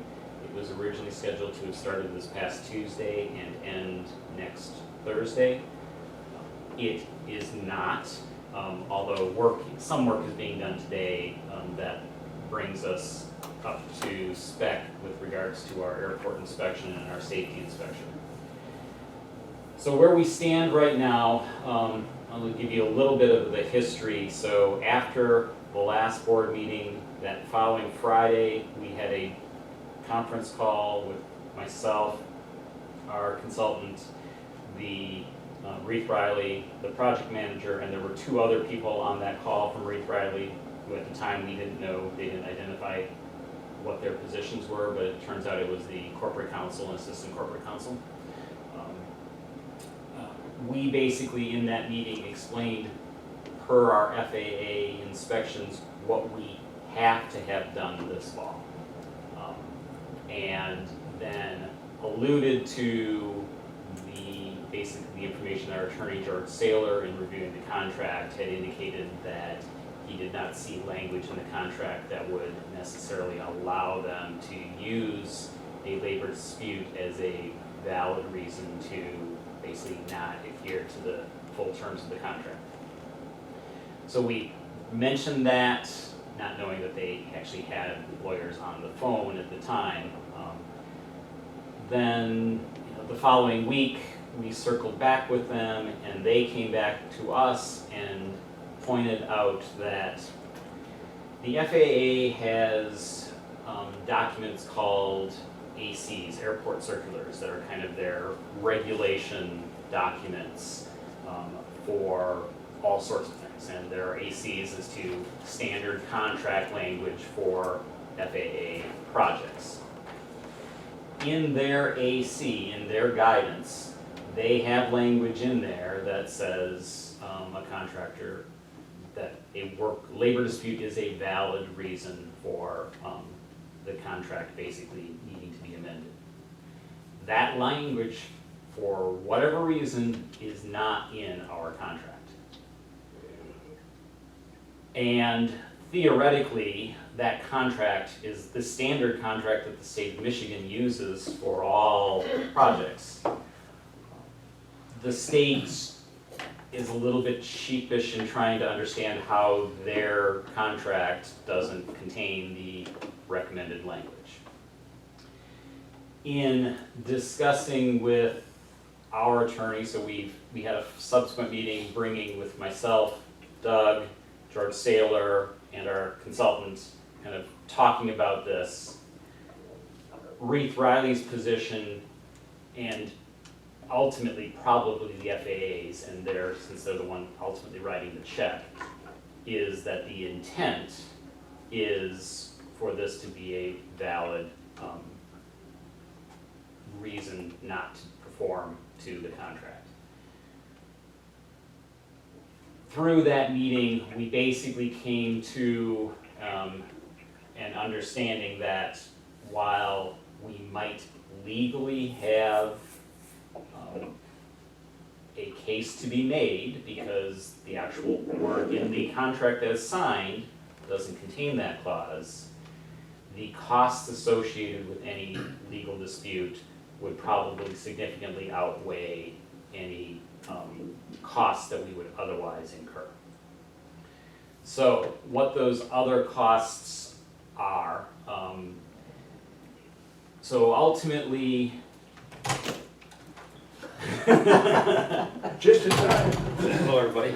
Ultimately, we are basically going to need to pay, and when I say we, it's the broad we here, about $50,000 for the extra remarking of the runway pavement that is basically being required of us this fall for our safety inspection.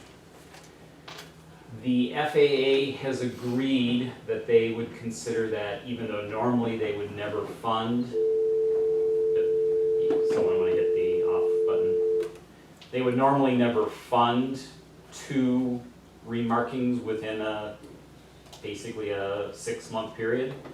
Because of the circumstances, they said that they would, allow us to use our grant funding to pay for this. Our standard grant funding is a 2.5% match for us, so that's basically $1,250 is our out-of-pocket cost. Now, there's an opportunity cost of using this $50,000 for this project, which is basically a third of our annual allotment, versus something else further down the road that's harder to quantify, but our out-of-pocket cost is $1,250. Legal bills would easily eclipse that, because Reith Riley made it very clear that they would certainly contest any that going forward.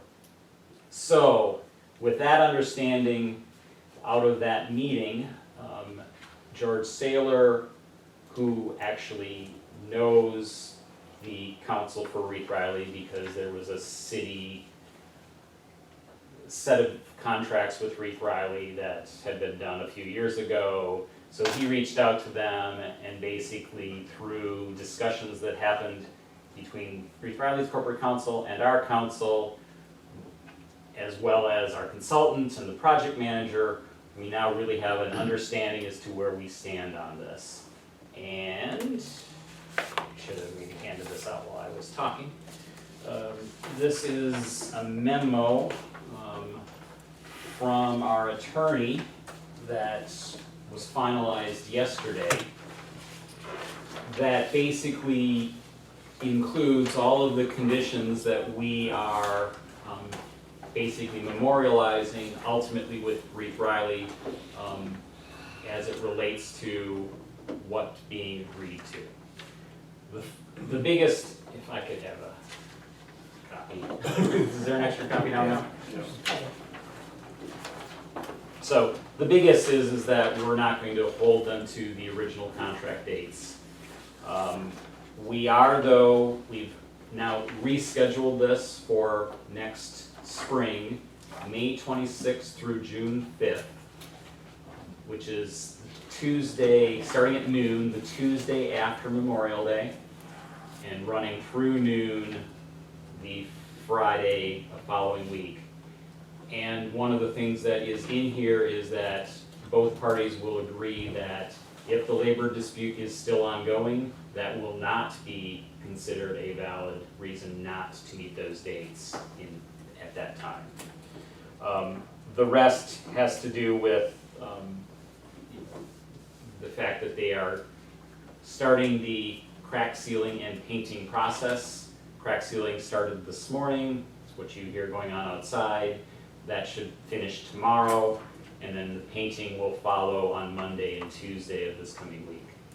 We're in the window where it was originally planned. So the subcontractors who are responsible for that already had it on their schedule, so it wasn't hard to get them here once there was agreement on basically these terms.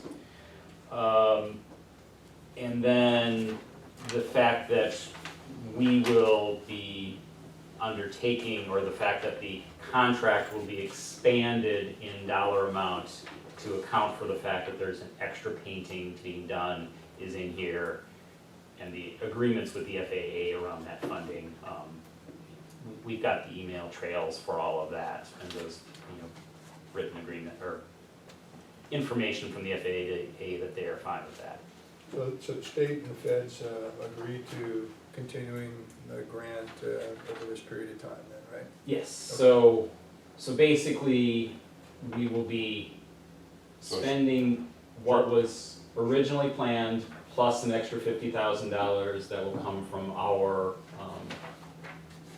other funding, that essentially we ended up saving this year because we got this special grant from the feds, which was 100% no local match, because the original funding plan had us contributing about $400,000. No, it actually had us contribute about $400,000 of our accumulated $150,000 a year entitlements. We did have to spend those, and now we're gonna be spending part of that for this. So we are all together, we're still ahead of where we were coming into this year, not having the special federal grant, but it's not as good as it looked before the strike. So I get everything you're saying, and I understand the legal fees, but, and it's not material, it's just, to me, it's a matter of principle. Reeve Riley's attorney screwed up, they didn't catch it, and the end result is the FAA is gonna pay for the majority of the $50,000. Now, they're getting $50,000 in extra work, and they're not even willing to cover our $1,250? Plus the loss in flights. The problem you get into these situations is you wind up, be blunt, pissing it away through the legal process. Yeah, it just, you just shake your head and go. And I get that, but we're gonna eat something, and it sounds like they're actually coming out better. Yeah. That, my only concern is they need to compensate us for the loss due to the scheduling issue that they've created. That's not currently part of this I agreement. know that. What I would say, George, tell them,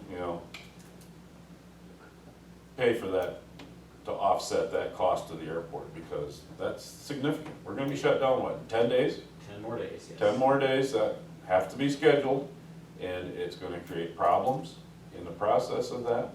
And that's, that's the minimal Reeve Riley can offer. And we need to come up with a solid number to give to them and say, the authority's willing to do this, but here's the issue.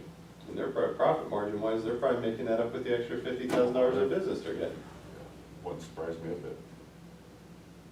well, maybe we could send it back, right? It's just Well, it like- doesn't, you don't need a motion, it just, Doug, what's your thoughts? I proposed that I brought that up in the phone conference call that we had, and between George and Bob, they were pretty solid that they didn't think that would fly. Nothing, nothing ventured, nothing gained. He's saying, he already made that proposal. and Oh, shot it already, down. yeah, well, Right. yeah, but that was our attorney's. How much are we talking? Do we know? Do we have a ballpark? It's really hard to quantify that. And my proposal was, or my suggestion was not that, it was the airline, if the airline charges us for the downtime, so we're talking 10,000, was that the number? Well, so as of now, so our agreement with the airline, we charge them roughly $500 per day to basically operate out here. Well, they're not doing that. They haven't come to us and said, we would like relief for this fee because beyond our control, we're not able to, actually operate, but yet we're still paying for the privilege to operate. I don't think that's, would have been an issue just this fall with the 10 days. Will it, when that's doubled to 20 days? It may. That is a concern I have. Now, our contract with the airline doesn't, necessarily allow them to, make that claim. At the same time, it also, I can understand why they may want to ask that. So that's what Doug is referring to, is that could be potentially a real hard cost, or at least a loss of revenue of, 20 days times 500 is that $10,000. But in essence, that and any additional expense, the question I posed, or similar to yours, was have them share in this Yeah. in some capacity. But the conversation back from George was his conversations with their attorneys. They were in no way, shape, or form going to go in that direction. They felt they had solid ground to stand on because of the FAA's circular saying this But is. they have to say that because they're the ones that screwed up missing in the first place, so if it costs them any money, it's their, sorry, I didn't want to say what I'm gonna Yeah. say, but Yeah, Okay. so, I mean, So again, big picture is, like you just said it the best that I've heard in the 2 weeks we've been dealing with this, Barry. We were in a really great position 2 months ago, 3 months ago. We had money found from the FAA, this bonus money that you were able to help us acquire, that would have saved us spending into our normal $150,000 pot. So is that dried up now? No. No, those Okay, so funds are we've still. got it, we've got it. Well, we have to do other things with. Now that this strike happened and this whole convoluted mess is in front of us, there's a solution on the table to get us completed in the spring, but it's gonna cause us to dip into that 150 by 50,000. so And we've been hard. We've been hard, we should be getting more compensation. We're not getting any compensation. We're right, this couldn't have been, this is that, like that movie, The Perfect Storm. You've got FAA and MDOT all saying different things, and the timing of it is coming out to where we're the ones that are just getting the short end of the stick. Unfortunately, I wish David were here because I think this is something that he should be aware of that's going on, but.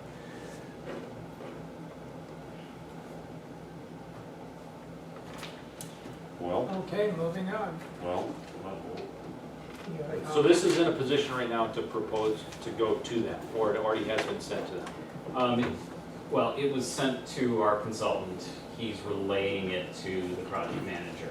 At this time. Ultimately, this will generate a change order for the contract, which this board will need to sign. So there is a step down the road where this will come back to this board. Now, obviously, if you don't intend to sign that later, we should make that known now, because we should pursue that course if this board thinks they're not going to sign that. But that would be a step down the road.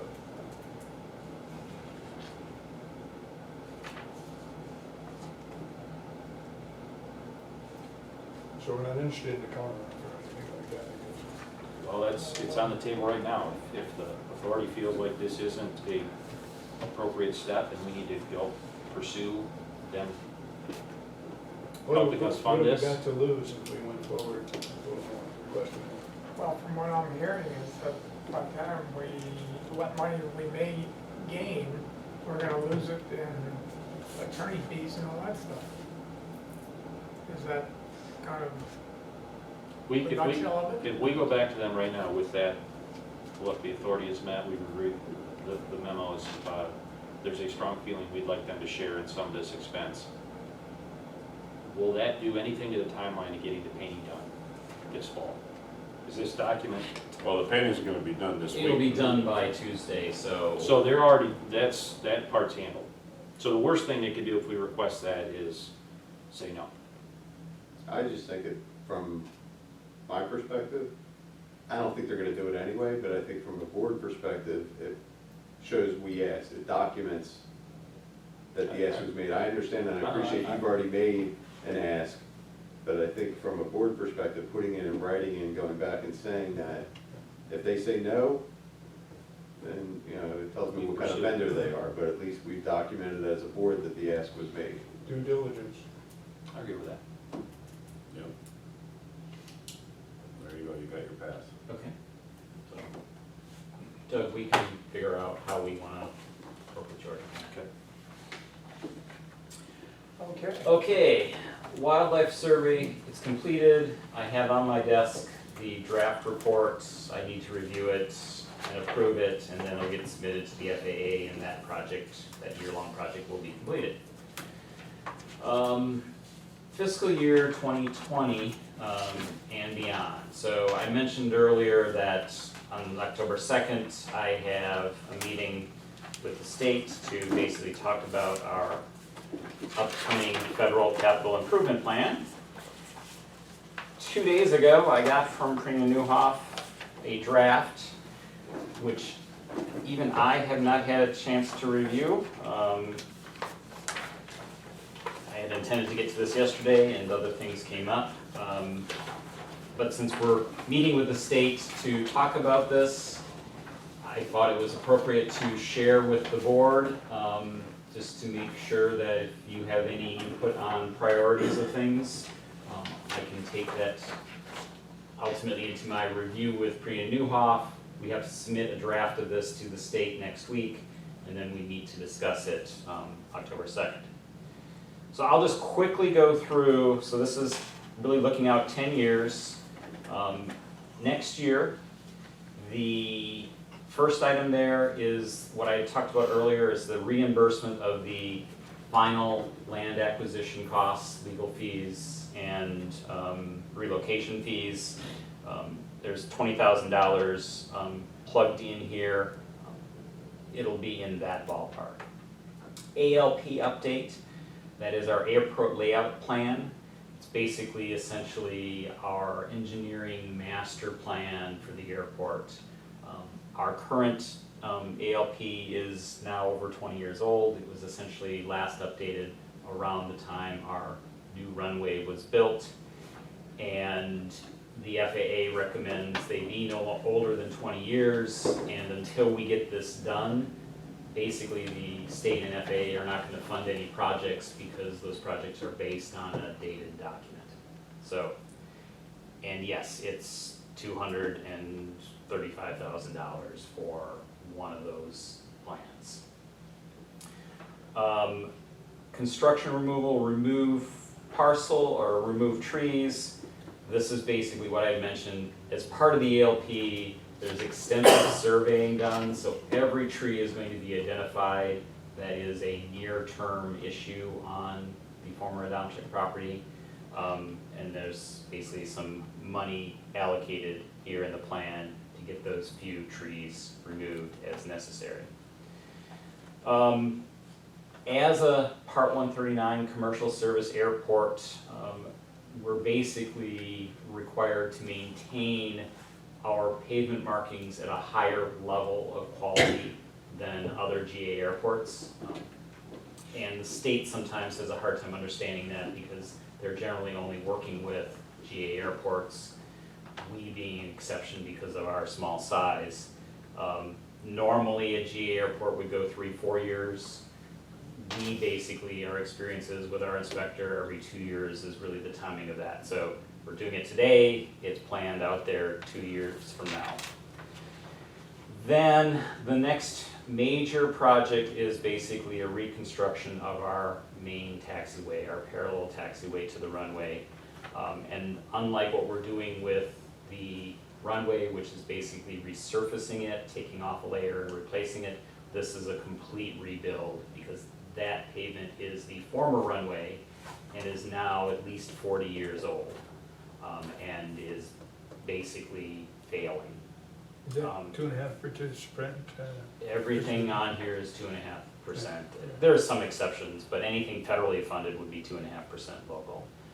Ultimately, that project is a $6 to $7 million project because not only are we replacing pavement, we now then, it's kind of like building codes with housing. You do a major remodel, you have to now adhere to the current specifications. So it's gonna involve replacing all of our lighting, it's gonna involve changing our ramp configuration, so everything has to come up to spec.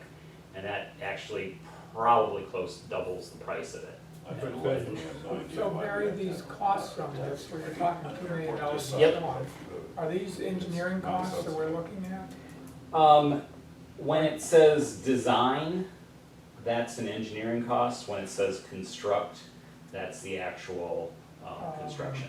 So generally, we do Okay. design Okay, these are. a year before we go out to bids, and that's just generally the way it is. There's two different projects. One is the design of the project one year, and then generally the following year you I go was just a through. little confused because you mentioned $2 million and I was still Yep, looking at so you- design there and so on. That's why I was asking that question. Okay, thanks. So yeah, so 2022 is basically the design for all of these projects. 2023 is just a remarking, and then 2024 is where this currently says we will actually do all of that work. And that's in that spot because the guidance we got last year from the state is they wouldn't consider it sooner, based on their funding pipeline, because obviously we're not paying for that at $150,000 a year. That's coming out of larger pools of money that are either part of the state block grant or federal discretionary funds to do that. And just how that process works is you kind of get slotted in a future slot where you're not competing against other airports in the state. Is this all 2.5%? All this? Yes. All this? Yep. So it's slotted at 2024, but it could be 2028 before it actually gets done based on the federal funding. That's entirely possible, but if that were to happen, we're going to have pavement failing, and then we have issues because Yeah. who pays for that patching Yeah. if it fails before it's actually replaced? So I'm concerned with it being out in 2024, and I will be making the case with the state that needs to be sooner, but this is probably the realistic where it will fall. So is our match gonna be about 50,000 or about 100,000 for all this? 100 plus, 100 plus? yeah. So where are we gonna get that money? Got 5 years to plan for it, but. Good, yeah. 2025, we're actually finally now doing that clearing of the Adamczyk property, so I actually did get thrown back in here.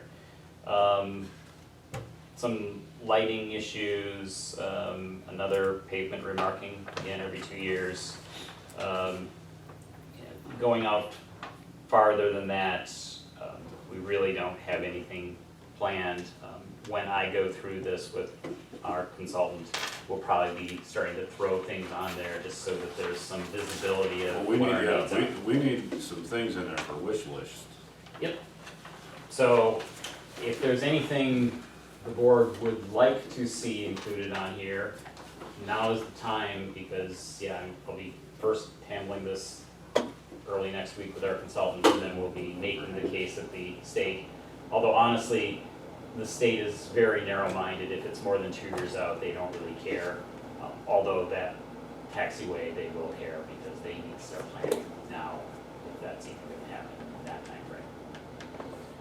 So, I mean, obviously the runway extension is been a priority of this board for a number of years. It's part of our strategic plan, not currently on here.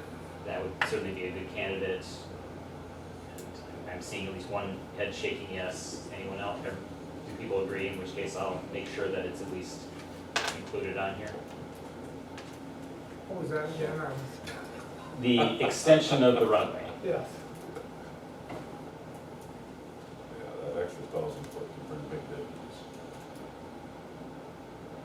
Oh, yes. Well, that was the reason why that property was purchased out there. That is a secondary reason, yes. Right. I heard Jeff talking about hangars and stuff like that. Would that be one to fall in here? Hangars generally are not eligible for funding if they're pretty much at the lowest point of the priority. So if there's anything else that is, it will come up ahead. They look at that as a revenue generation tool for the airport, so we should put it up ourselves and make money on it. If everything else is paid for on your plan, then they'll consider. Fuel tanks and pumps and stuff is considered the same thing, revenue generating. Yep. I was What gonna say, if about, you gotta rip up the concrete anyway, it'd be a great time to replace the tanks. what about fencing for that new property out there? Would that be coming under something Yeah, like that this? can be a That would ultimately get rolled into extension. the extension, Okay. yes. Because until we extend, we don't really need to fence Okay. that. You'll see that, on here in 2028 is starting to plan for modifications to this building. That's a decade out, will be then 20 years old.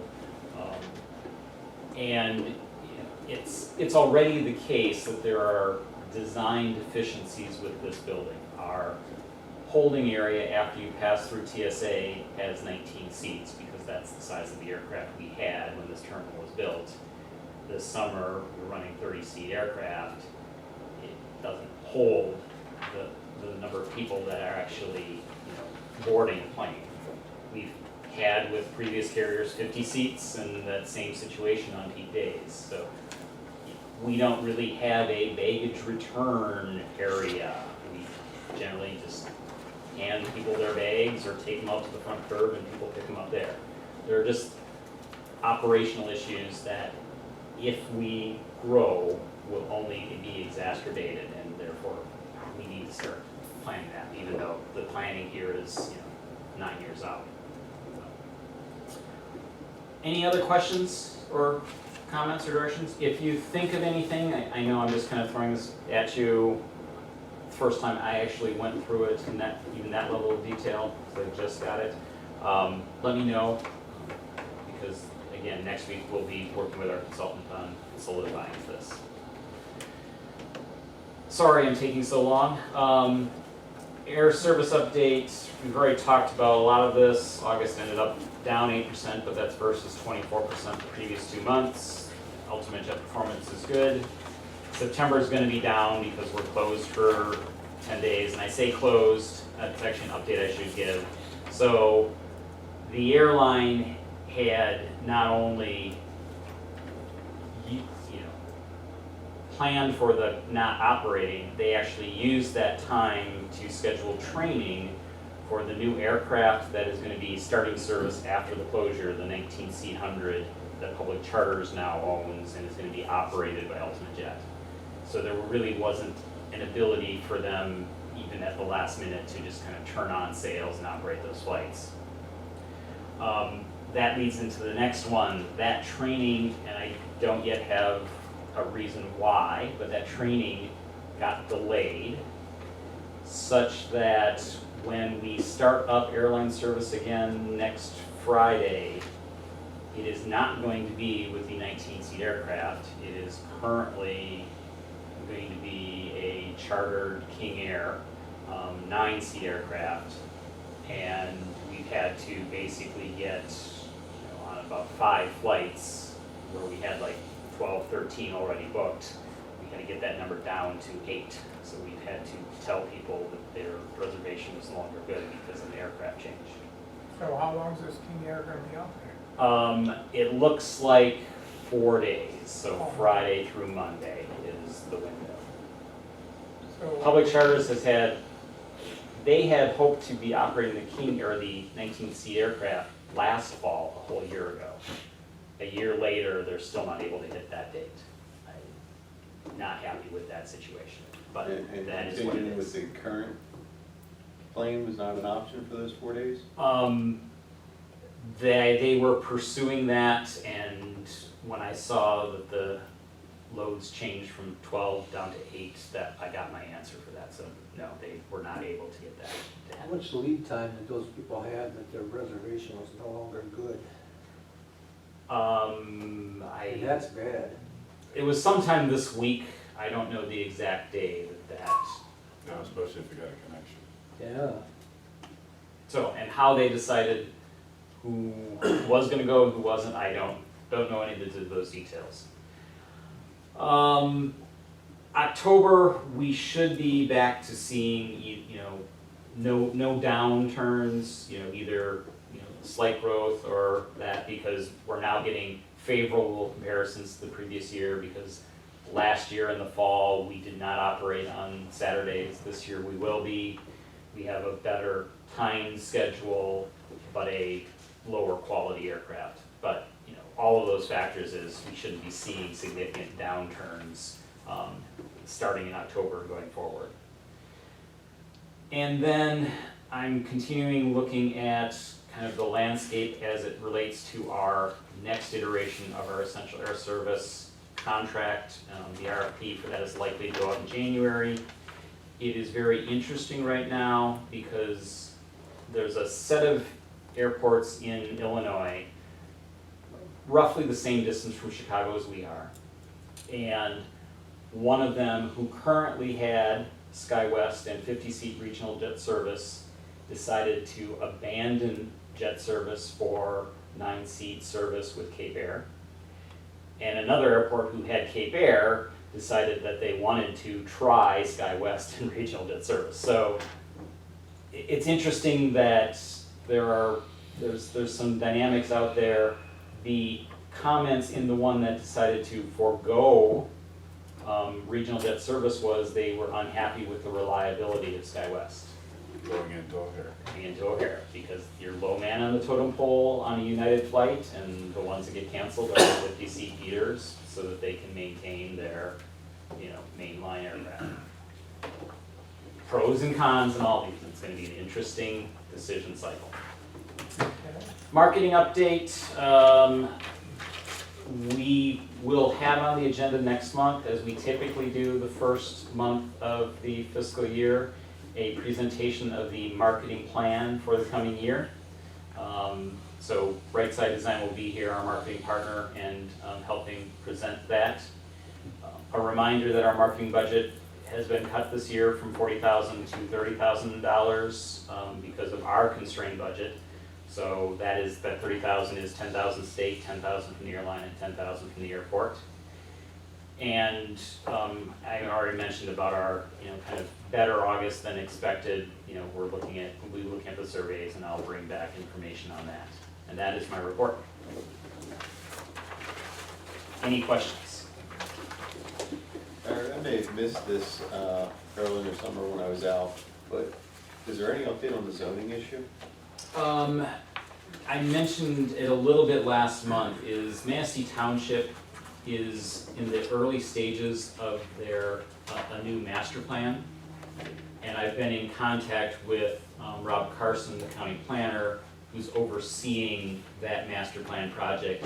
And he's planning on taking our issues and incorporating it into that master planning process, so that out of it will Is there a come. timeline or anything that I we as a haven't- board need to worry about? Not that I'm aware of, no. Okay. Any more new business? New business, the GSA lease. Have I handed that out? Yep. Okay. So, last might have actually been last fall, even though there was a year left on our existing lease, GSA came to us and said, we need this approved like ASAP. And we want to renew for 5 years at the existing rate. And we said no. We went through, basically looked at the rents we're charging the airline, Orchard Beach, TSA. They've all been now normalized. They're all essentially paying the same fee for rental space. Incorporated that into a new agreement, which this board adopted and signed sometime, I want to say, early spring, thinking we were done. Well, it turns out that what they gave us was contract language that gave them the option to renew for up to 5 years at the end of the current contract, which is fiscal year, so at the end of this month. Instead of just notifying us that they're accepting the option, they've decided to add an addendum that basically incorporates that option into the contract language. So the wording here is essentially a rephrasing of what the previous option allowed them to do. They're just incorporating it in. And I ultimately think the reason they went this route in an addendum is, in addition, they're also capturing into the terms this attachment, which basically says we're not allowed to do business with China or the, I'm gonna pronounce this wrong, North Korean? Huawei, or Huawei? Yeah. that company that has some issues. So we can't buy telecommunications equipment With from, Huawei with stuff. Huawei stuff in it. So I think that's ultimately why they did an amendment, is so they could incorporate those terms into the agreement. So I got this day before yesterday, too late to get in the packet, but it's essentially the exact amounts, the exact dates as what the board previously approved. It's just a little bit different format. The original option always had after 3 years, they could always just get out in 30 Yes. days. Yep.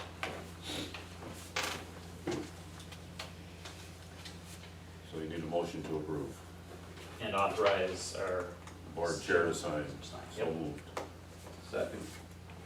We need a roll call on that one? I would recommend it. Okay, roll call please. Mr. Peterson, Yes. Mr. Bergstrom, Yes. Mr. Gentili, Yes. Mr. Bell, Yes. Mr. Haw, Yes. Mr. Dunn. Yes.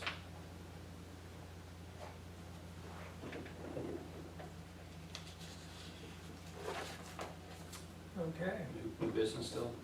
yes, So you got whether- some more new business? Go Well, ahead. whether it belongs here and comments by authority members, I have an accepted offer on my house. If things pursue, which I hope they do, or advance, next month will likely be my last meeting. I would say that, I would hope I'm still able to complete it, even if my closing is a few days before the meeting.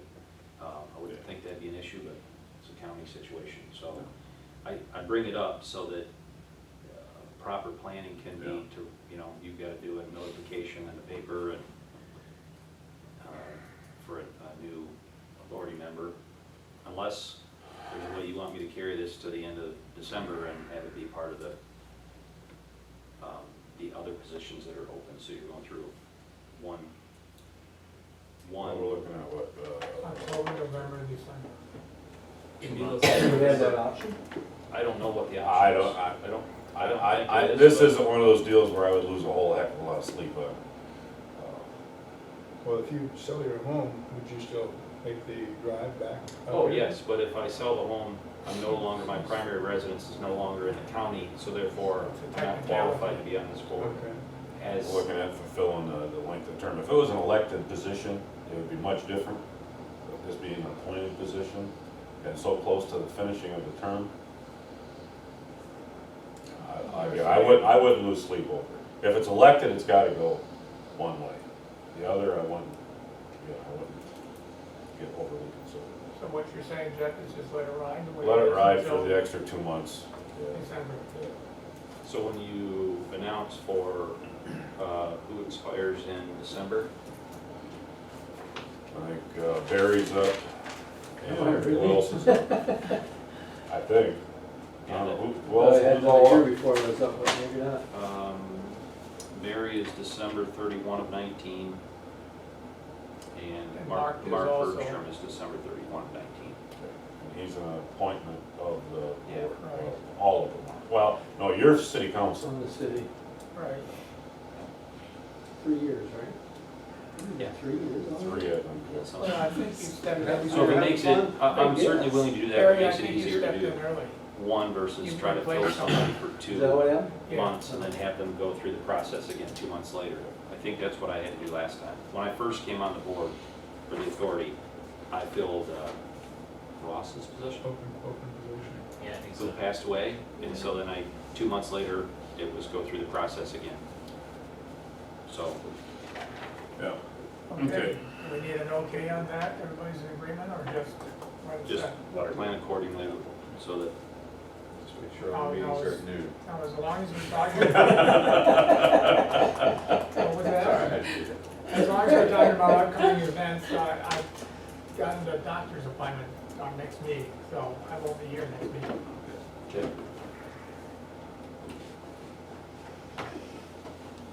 Yeah. Moving on, old business. So Cohold Bend billboard contract, as you recall, last month, we had updated that our attorney had a conversation with Mr. St. Dennis, and he was going to follow up.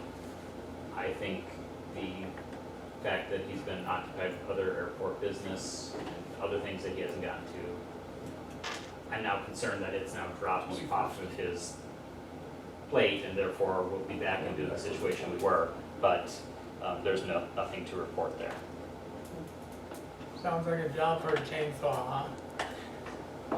I didn't say that. I know on an occasion where that happened, but I wouldn't want to participate. Okay. Any other old business? Okay, comments by members? I do have one, I'm a little bit confused yet, as to where we are leaving Mickey Myers and this. Are we gonna go, You've directed the chair and myself to follow up with our attorney to basically have a? try to negotiate We with need to their be made, counsel. we need to be made whole. As Andrew is Yes. right, I like that, that's what I thought, so I'm clear. My comment is, I hope we don't get any backlash from those people who got booted from their flights.